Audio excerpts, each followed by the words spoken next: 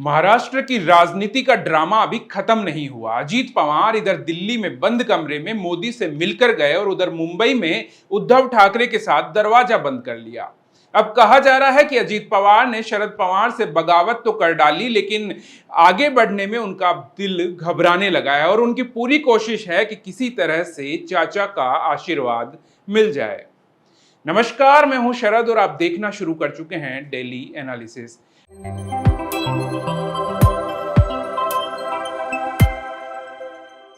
Ajit Pawar politics का कहा जा सकते हैं शिकार हो गए। पावर पॉलिटिक्स जो हर किसी को चाहिए होती है और देश की राजनीति के चाणक्य कहे जाने वाले अपने चाचा से ही बगावत कर बैठे, लेकिन ये बगावत अब उनके दिल का दर्द बन गया। पिछले कुछ दिन के घटनाक्रम से लग रहा है कि अब अजीत पवार वापस से अपने चाचा शरद पवार का दिल जीतने की कोशिश करने में लगे हैं। अब इसकी तीन वजह समझ में आती है। तो पहली वजह है कि अजीत पवार केवल शरद पवार का गुस्सा दूर करना चाहते हैं।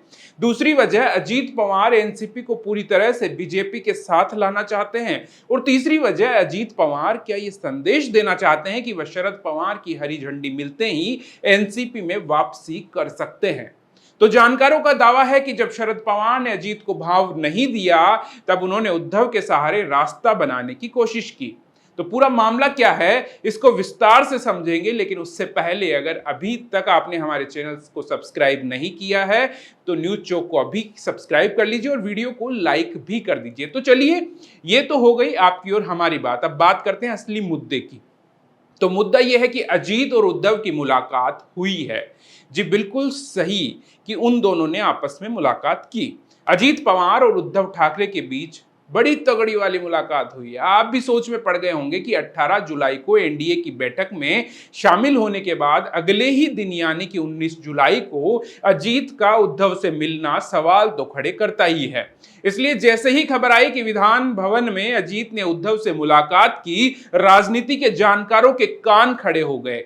सियासी गलियारों में चर्चा का बाजार गर्मा गया। हर तरफ बात हो रही है कि इस मुलाकात के आखिर मायने क्या हैं। इसे शिष्टाचार भेंट बताया जा रहा है, लेकिन जिन परिस्थितियों में यह मुलाकात हुई है, शिष्टाचार भेंट तो हरगिज नहीं लगती, क्योंकि इस बैठक में उद्धव के बेटे आदित्य ठाकरे और शिवसेना के कई विधायक भी मौजूद रहे। इसलिए जानकार तो दावा यह भी करते हैं कि अजीत पवार वापसी का रास्ता तलाश रहे हैं। यही वजह है कि एनडीए की बैठक के अगले ही दिन वो उद्धव से जाकर मिलते हैं।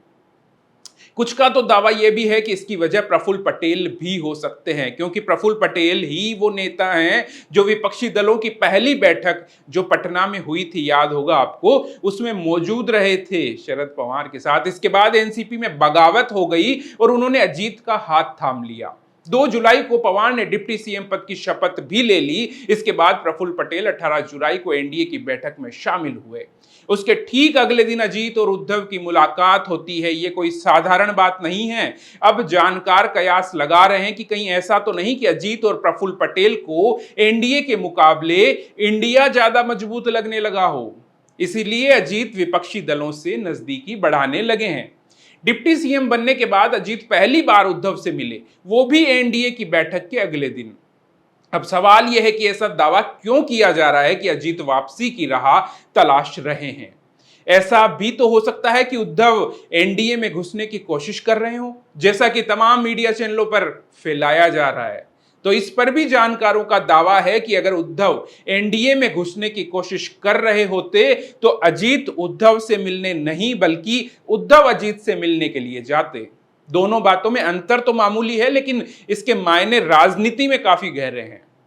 तो यहां एक और बात पर आप गौर कर सकते हैं कि अजीत पवार जब एनडीए की बैठक के लिए दिल्ली आए थे तो मोदी इकलौते नेता से बंद कमरे में मिले थे, और वह थे अजीत पवार जिससे मोदी जी मिले थे। उस समय बीजेपी के अध्यक्ष जेपी नड्डा तो वहां पर मौजूद थे, लेकिन महाराष्ट्र के मुख्यमंत्री एकनाथ शिंदे या दूसरे डिप्टी सीएम देवेंद्र फडणवीस नहीं थे। तो कहीं ऐसा तो नहीं है कि मोदी ने उन्हें कोई संदेश दिया हो और वही पहुंचाने के लिए वह सीधे उद्धव ठाकरे से मिलने पहुंच गए हो। राजनीति में कुछ भी असंभव नहीं है। वैसे भी उद्धव और बीजेपी पुराने साथी रहे हैं। अब दूसरी बात पर आते हैं कि ऐसा क्यों कहा जा रहा है कि अजीत पवार अब उद्धव के सहारे शरद पवार का दिल जीतने की कोशिश करने में लगे हैं। ऐसा इसलिए क्योंकि उद्धव से पहले अजीत ने शरद पवार से मुलाकात की थी, वो भी 3 बार। हालांकि शरद पवार ने अजीत को अहमियत नहीं दी, या साफ शब्दों में कहा जाए तो घास नहीं डाली। गौर कीजिए, 18 जुलाई को तो एनडीए की ओर से दूसरी तरफ इंडिया की बैठक हुई, 2 बैठक हुई, एनडीए की और इंडिया की। उससे एक दिन पहले यानी कि 17 जुलाई को अजीत पवार एक बार फिर से सभी बागी विधायकों के साथ बड़े पवार से मिलने यानी शरद पवार से मिलने वाईवी चौहान सेंटर वाले दफ्तर पहुंच गए। इस बार लगभग सभी बागी विधायक उनके साथ थे। शरद पवार से मिलकर निकले विधायकों से जब पत्रकारों ने पूछा कि साहब से क्या बात हुई, तो सबने कहा उन्होंने हमारी बातों को पूरी गंभीरता से सुना, हमने जो भी कहना चाहते थे उन्होंने बोलने का पूरा मौका दिया, लेकिन उन्होंने अपनी तरफ से किसी बात का कोई जवाब नहीं दिया। प्रफुल्ल पटेल भी इस मुलाकात के दौरान मौजूद थे। उन्होंने कहा कि हम सब ने मिलकर उनसे अनुरोध किया कि पार्टी को टूटने मत दीजिए, एनसीपी को एकजुट बनाए रखिए, लेकिन हमारी भी बात पर उन्होंने कुछ नहीं कहा, कोई रिप्लाई नहीं दिया। अब यहां गौर करने वाली बात यह है कि एनसीपी के बागी गुट की तरफ से ही बार बार अपील की जा रही है कि एनसीपी को टूटने मत दीजिए। तो सवाल यह है कि एनसीपी को किसने तोड़ा और अपना नया संगठन और दफ्तर आखिर किसने बनाया? आपको याद भी होगा, शपथ ग्रहण के अगले दिन एक विधायक और सांसद के सुर बदल गए थे। उन्होंने कहा था कि हम शरद पवार के साथ हैं, जबकि दोनों ही 2 जुलाई को शपथ ग्रहण में मौजूद थे।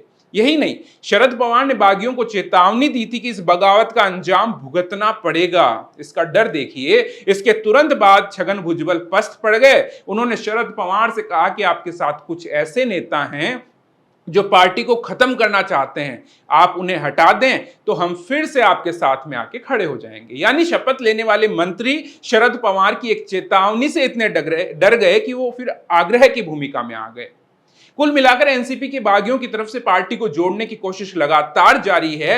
हां, यह बात अलग है कि शरद पवार इस पर ध्यान नहीं दे रहे। अजीत फिर भी एनसीपी में वापसी चाहते हैं और इसके लिए उद्धव का सहारा ले रहे हैं। ऐसा इसलिए कहा जा रहा है क्योंकि जब अजीत ने शरद पवार से मुलाकात की थी, उसके तुरंत बाद शिवसेना के नेता संजय राउत का बयान आया था। उन्होंने तंज कसते हुए कहा कि हम होते तो इन लोगों को भाव ही नहीं देते। संजय राउत ने कहा था कि हम होते तो ऐसे गद्दारों और अवसरवादियों के लिए दोबारा दरवाजा ही नहीं खोलते। लेकिन सबके विचारधारा उद्धव ठाकरे जैसी तो नहीं होती। संजय राउत ने आगे कहा था कि जिन लोगों ने विश्वासघात किया है और धोखा दिया है, उनके लिए दरवाजे नहीं खुलने चाहिए। यही नहीं, राउत ने यह भी कहा कि अगर अजीत पवार को अयोग्यता का डर सता रहा है, शायद यही वजह है कि इसलिए वो शरद पवार के दरवाजे पर खड़े हैं।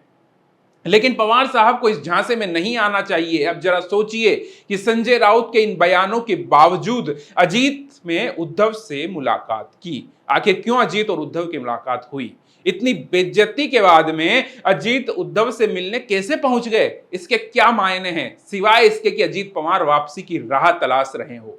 लेकिन उद्धव के अलावा उन्हें कोई सूत्रधार नजर नहीं आ रहा। आपको क्या लगता है कि अजीत पवार क्या जल्द फिर से शरद पवार के साथ एक मंच पर दिखाई देंगे? अपनी राय कमेंट करके जरूर बताइएगा। अभी के लिए बस इतना ही। नमस्कार।